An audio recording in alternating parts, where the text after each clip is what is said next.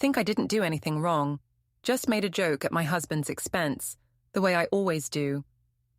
So when I opened our front door one morning and saw an envelope marked petition for divorce, I honestly thought he was just being dramatic. It never crossed my mind that a few words and a few secrets could actually end my marriage for good.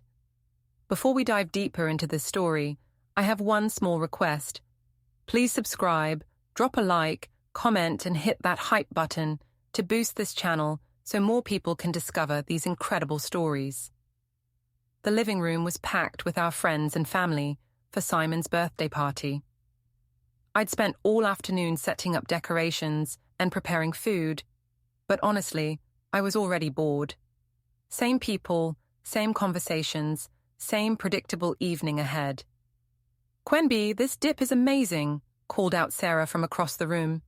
She was holding Madison, our 7-year-old daughter, who seemed unusually quiet tonight.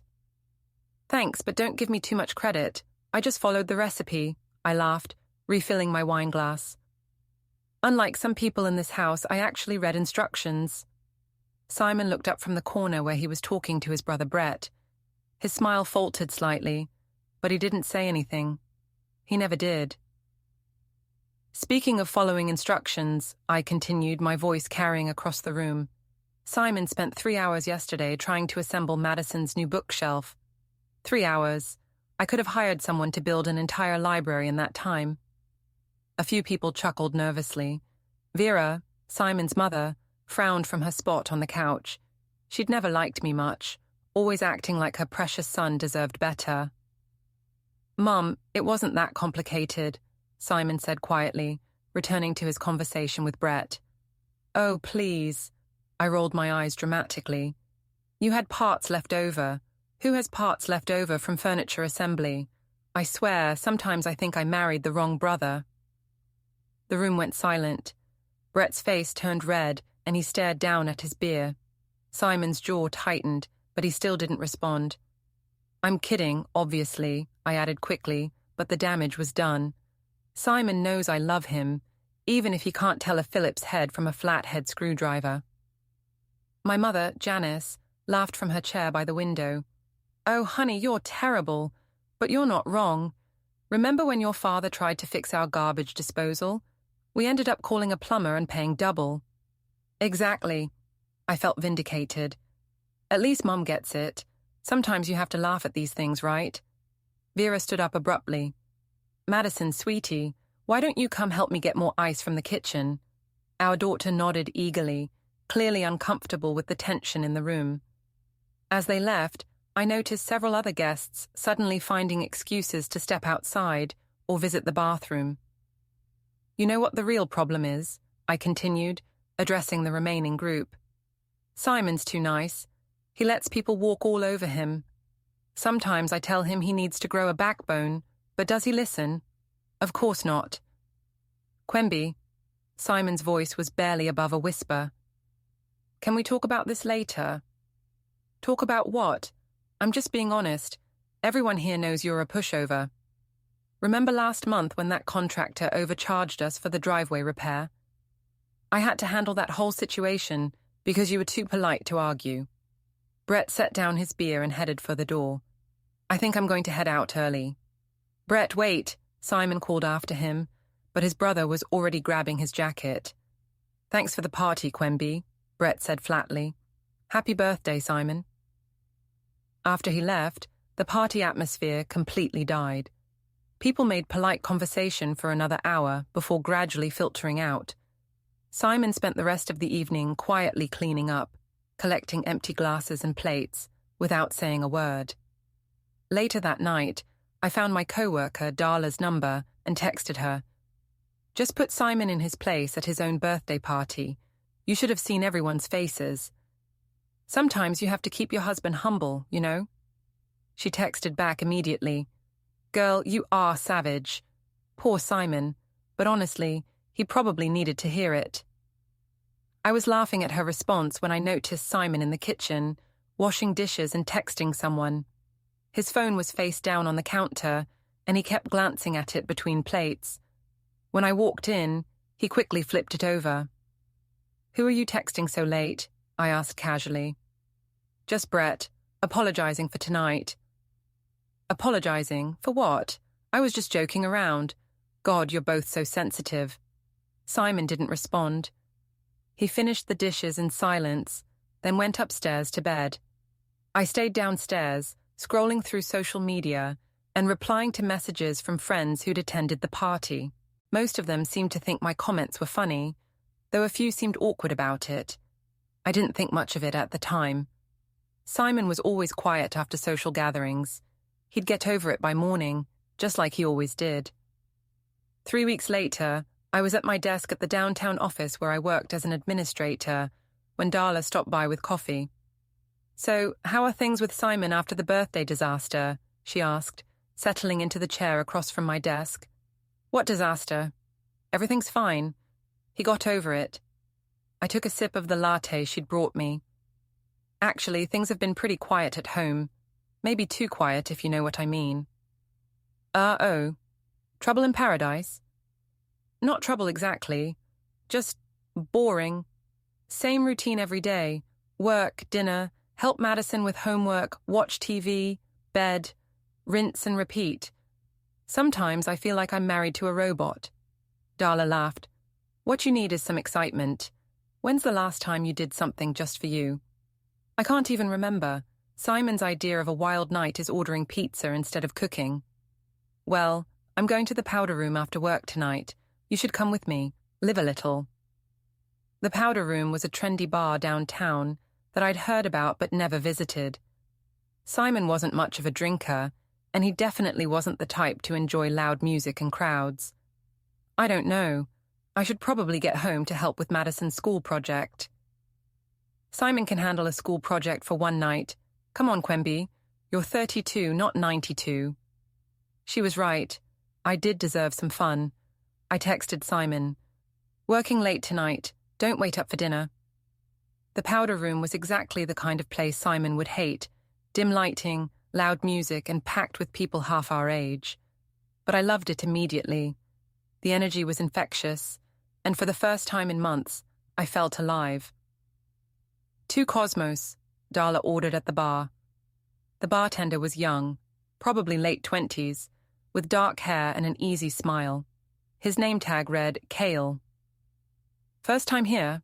He asked, sliding our drinks across the bar. For me, yes. My friend here is apparently a regular. I'd remember you, he said, maintaining eye contact just a beat longer than necessary. I'm Kale. Quenby. Interesting name. I like it.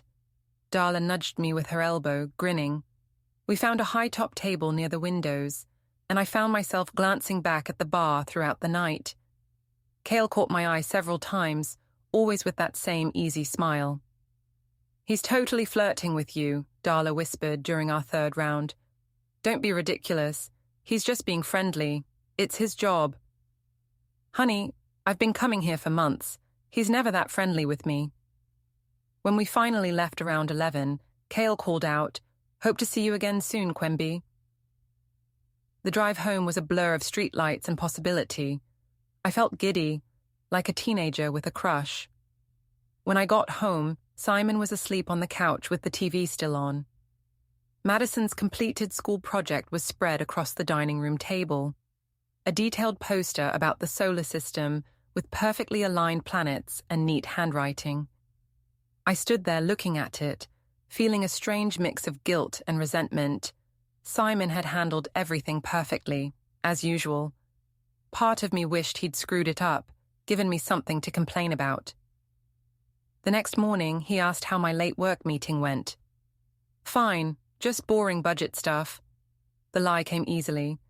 Thanks for helping Madison with her project. No problem. She was excited to show you, but you were already asleep when she got up this morning. Another pang of guilt, quickly pushed aside. I'll look at it tonight. Over the next few weeks, I found myself going to the powder room more frequently, always with Darla, always with the excuse of work stress or needing girl time. Kale and I developed an easy rapport.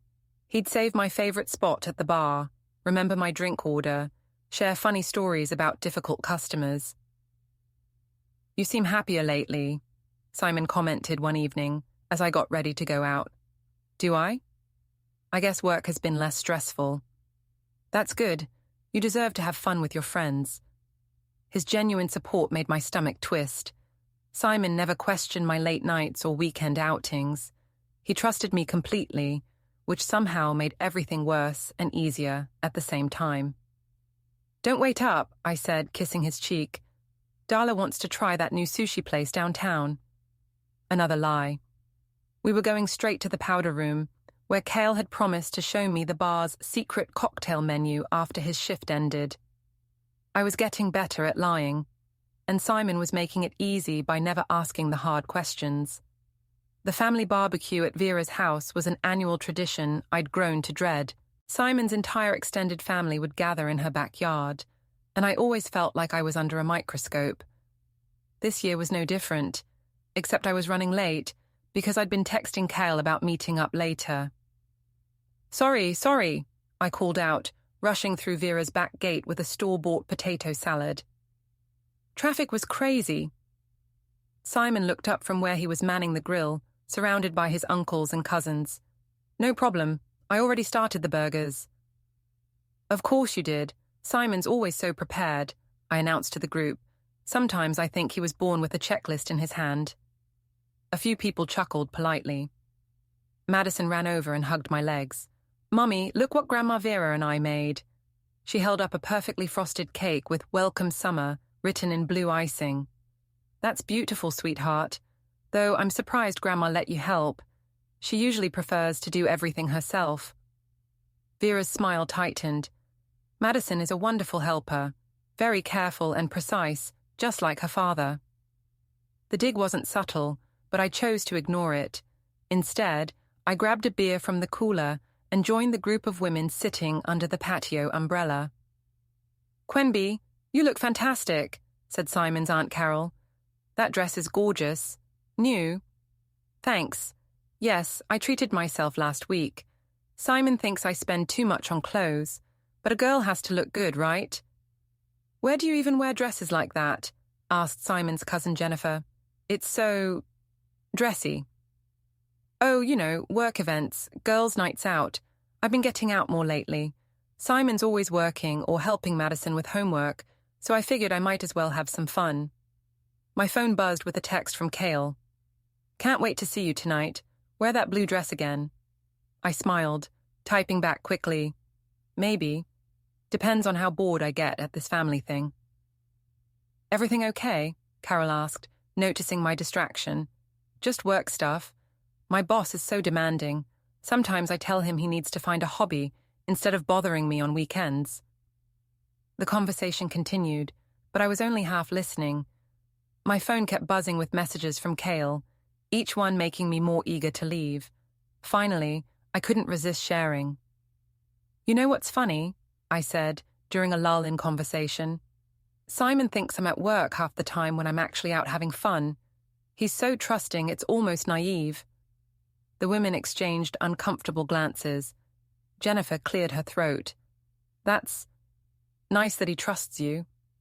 Nice, sure. But sometimes I wonder if he'd even notice if I disappeared for a week. He's so focused on his routine and his responsibilities. No spontaneity whatsoever. Simon's a good man, Vera said firmly from behind me. I hadn't noticed her approaching. He's reliable and devoted to his family. Oh, I know he's good. Maybe too good, if you know what I mean. Sometimes a woman wants a little excitement, a little unpredictability. Vera's face was stone. Madison, why don't you go help your father with the grill? Our daughter skipped away, oblivious to the tension. Vera sat down in the empty chair next to me. What exactly are you saying, Quenby? I'm not saying anything specific, just that marriage shouldn't be boring. Simon's wonderful, but he's not exactly thrilling. And what would be thrilling to you? The question hung in the air. My phone buzzed again, and I glanced down to see another message from Cale. Without thinking, I smiled. I guess I'm just saying that if Simon doesn't step up his game, he might find himself replaced. The words were out before I could stop them. Every woman at the table stared at me in shock. Vera's face went white, then red. Replaced? I'm joking, obviously. God, you all take everything so seriously. I'm just saying a woman has options, you know. I could probably have my pick of men if I wanted to. While you're married to my son?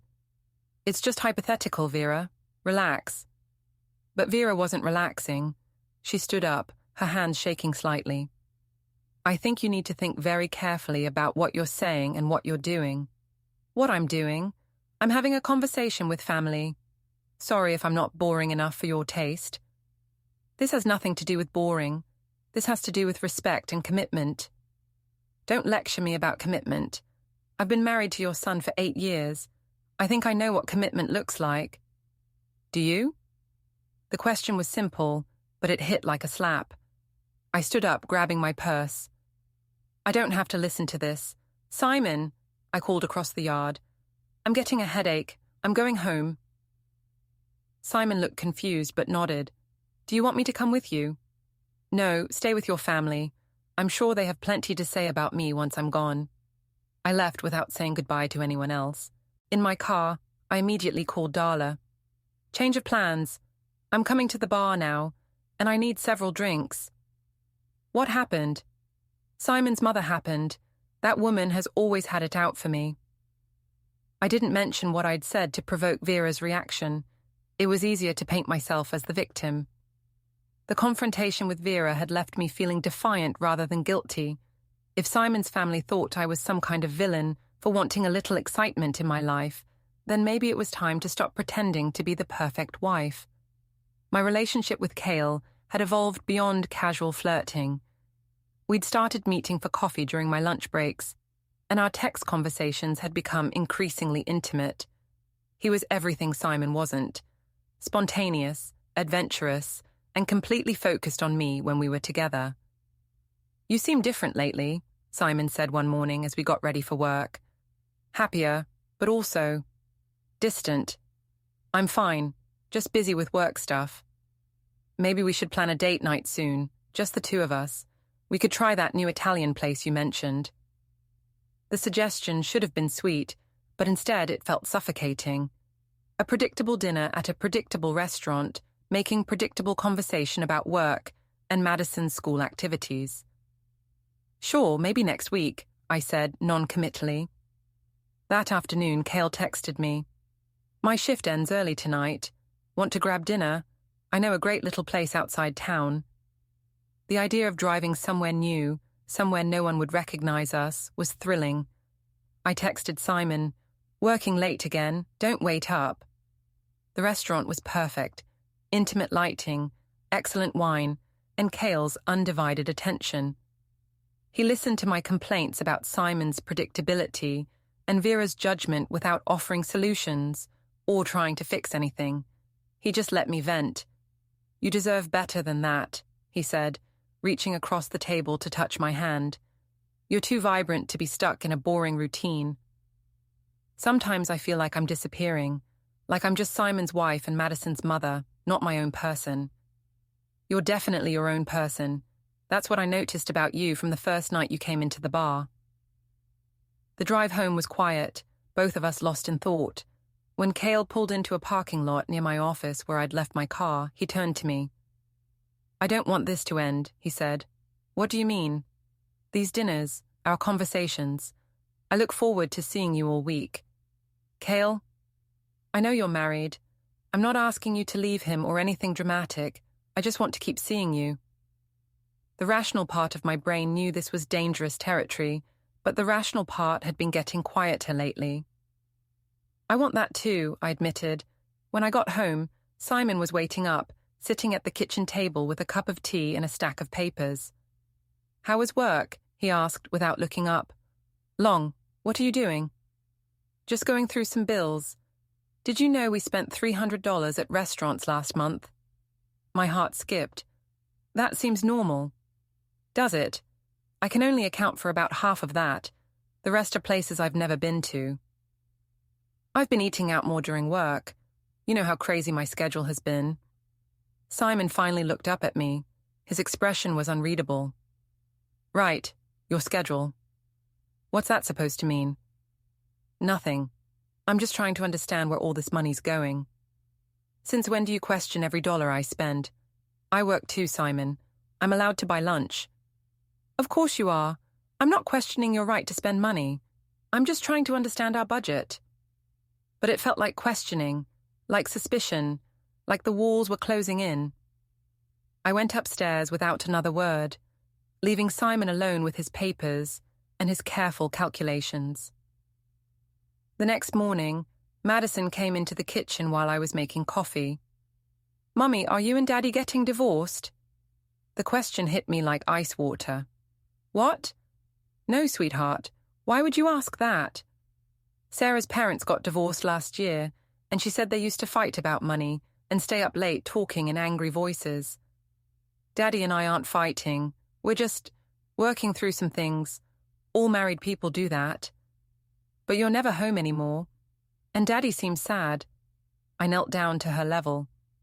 "I'm sorry if it seems like I'm not home enough. I've just been busy with work, but I love you and Daddy very much." She hugged me, but I could feel her uncertainty. When Simon came downstairs a few minutes later, he was carrying a small business card. "I'm going to be late tonight," he said, slipping the card into his wallet. "I have a meeting after work." "What kind of meeting?" "Just some financial planning stuff. Nothing exciting." He kissed Madison goodbye and left without his usual kiss for me. I told myself it didn't matter, but the omission stung more than I expected. That evening, while doing laundry, I found the business card in Simon's jacket pocket. Family Law Confidential Consultation. My hands shook as I stared at the card. This couldn't be what it looked like. Simon wouldn't actually consider divorce. He was too passive, too committed to making things work. But as I stood there in our bedroom, holding evidence of his secret meeting, I realized I might have underestimated my quiet, predictable husband. The attorney's office was nothing like I'd expected. Instead of the dramatic courthouse setting I'd seen in movies, it was a quiet suite in a modern building with beige walls and generic landscape paintings. Simon sat across from me at a polished conference table, flanked by his lawyer, a sharp-eyed woman named Patricia Chen. Vera sat beside him, her presence a clear statement of family solidarity. "Mrs. Archer," Patricia began, opening a thick folder, "your husband has asked me to present some concerns about the current state of your marriage." "Concerns?" I tried to sound incredulous rather than panicked. "What kind of concerns?" Simon hadn't spoken since we'd exchanged awkward hellos in the parking lot. He sat with his hands folded, staring at the table.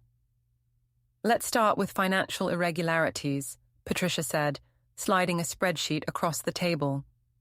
"Over the past 4 months, there have been numerous charges to restaurants, bars, and ride-sharing services that don't align with your stated activities." I glanced at the numbers, my stomach sinking.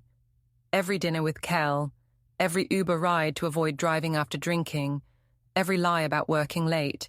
It was all there in black and white. "I don't understand what you're implying. I'm allowed to eat out and take cabs." "Of course, but when these expenses are consistently paired with false claims about working late, it raises questions." Patricia slid another document toward me, printouts of my work computer's login times. "Your office IT department provided these records. On 17 occasions over the past 3 months, you claimed to be working late while your computer showed no activity after 4 p.m. My mouth went dry. Sometimes I work without using my computer. "Mrs. Archer, we also have phone records." The next stack of papers was even more damaging. Highlighted calls and texts to Cale's number, sometimes lasting over an hour, often during times when I'd told Simon I was in meetings or dealing with work emergencies. "I don't have to explain every phone call I make." "No, but you do have to explain why you lied about them." Simon's voice was quiet but firm. It was the first time he'd spoken since we'd sat down. "I never lied." "You told me you were working late on March 15th. Your phone records show a 2-hour call to this number." He pointed to Cale's number on the printout. and your credit card shows charges at the powder room bar.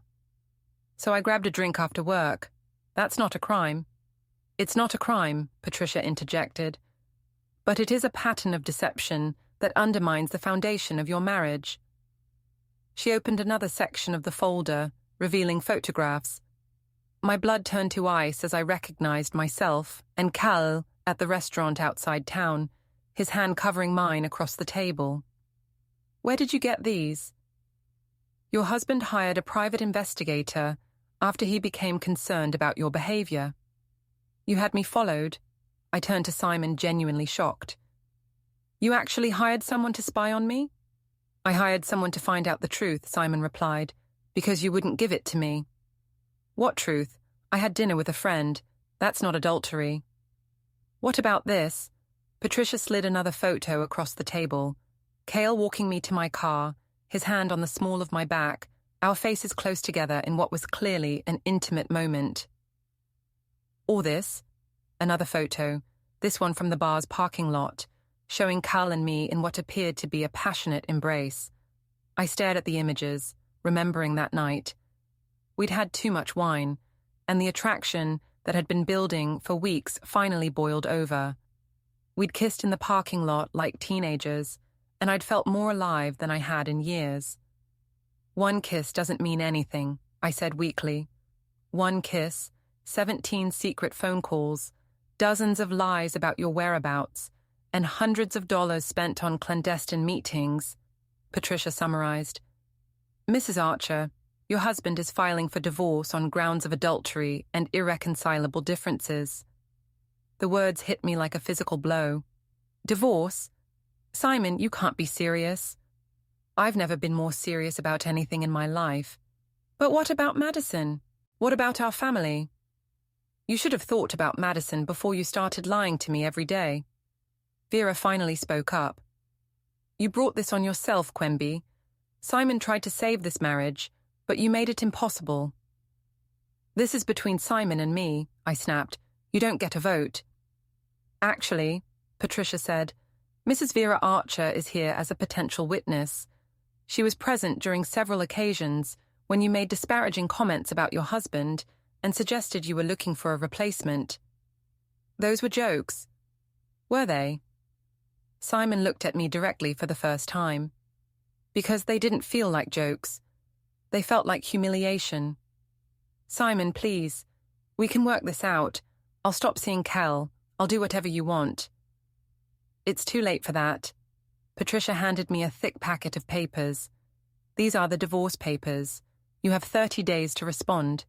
Mr. Archer is seeking joint custody of Madison, an equitable division of assets, and spousal support based on your respective incomes.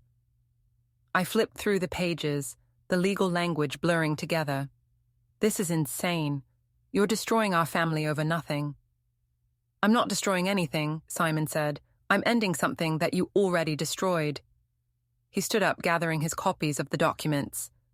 Vera rose with him, her expression a mixture of satisfaction and sadness. Simon, wait. I reached for his arm, but he stepped away. My lawyer will handle all communication from now on. If you need to discuss anything about Madison, you can call me directly. Otherwise, everything goes through Patricia. They left me sitting alone in the conference room, with the evidence of my deception spread across the table like autopsy photos. For the first time since this whole thing started, I realized I might have actually lost everything. 6 weeks later, I stood outside the courthouse, watching Simon walk away with Madison's hand in his. The divorce was final, the custody arrangement established, and my old life officially over. The final hearing had been a nightmare of public humiliation. Patricia had presented every piece of evidence methodically. The phone records, the photographs, the financial statements, the timeline of lies. My own lawyer, a court-appointed attorney I could barely afford, had done his best to minimize the damage, but there wasn't much he could work with. Your Honor, he'd argued, while Mrs. Archer made some poor choices, there's no evidence of physical adultery. These were emotional indiscretions at worst. But the judge had seen through that argument immediately. The photos of Cale and me kissing, combined with my pattern of deception, painted a clear picture of a woman who had checked out of her marriage long before it officially ended. "Mrs. Archer," the judge had said, looking at me over his reading glasses, "marriage is built on trust and honesty. When those foundations are destroyed, the marriage cannot continue. I'm granting Mr. Archer's petition for divorce." The custody arrangement was the part that hurt most. Madison would spend weekdays with Simon and weekends with me, with alternating holidays. It was fair, the judge explained, given both parents' ability to provide for her needs. But fair didn't make it hurt less when I had to explain to my 7-year-old daughter why Mommy and Daddy wouldn't be living together anymore. "Did I do something wrong?" Madison had asked the night before the final hearing. "No, sweetheart. This is about grown-up problems, not anything you did." "But if you and Daddy both love me, why can't you love each other too?" I hadn't had an answer for that. Now, standing on the courthouse steps, I watched Simon help Madison into Vera's car. He'd moved in with his mother temporarily while he looked for a place of his own. The house, our house, would be sold, with the proceeds split between us. My phone buzzed with a text from Darla.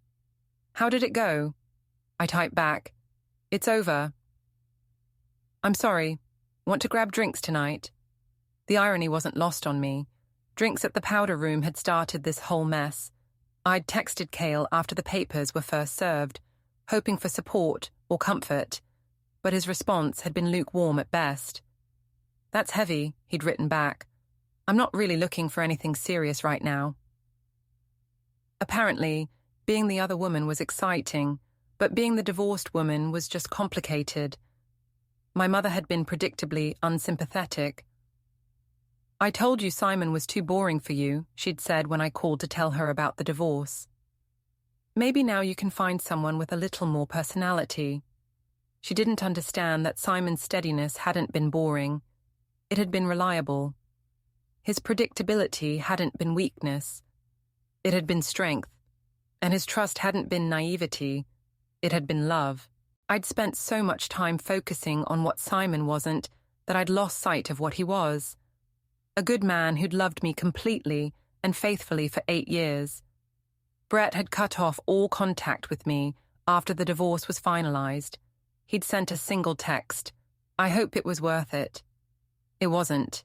The excitement I'd craved, the validation I'd sought from Cale, the freedom I'd thought I wanted, none of it had been worth losing my family. As I walked to my car, I caught a glimpse of my reflection in the courthouse windows. I looked older, tired, diminished somehow. The woman who'd made jokes about replacing her husband seemed like a stranger now. My phone rang. It was my new landlord, calling about the security deposit for the apartment I'd rented across town. A 1-bedroom place that would accommodate Madison on weekends, nothing like the 4-bedroom house I was leaving behind. "Mrs. Archer, we'll need first month's rent and the deposit by Friday." "It's Ms. Archer now," I corrected automatically, "and yes, I'll have the money." After I hung up, I sat in my car for a long time, watching other people go about their normal lives. Couples holding hands, families walking together, people who still had what I'd thrown away. Simon had gotten his revenge, but it wasn't the dramatic, vindictive kind I might have expected. It was quiet and methodical, just like him. He'd simply documented the truth and let it speak for itself. He'd let me destroy myself with my own choices. The divorce decree was final. The custody arrangement was established. The house would be sold within 60 days. Simon had won everything he'd asked for, and I had no one to blame but myself.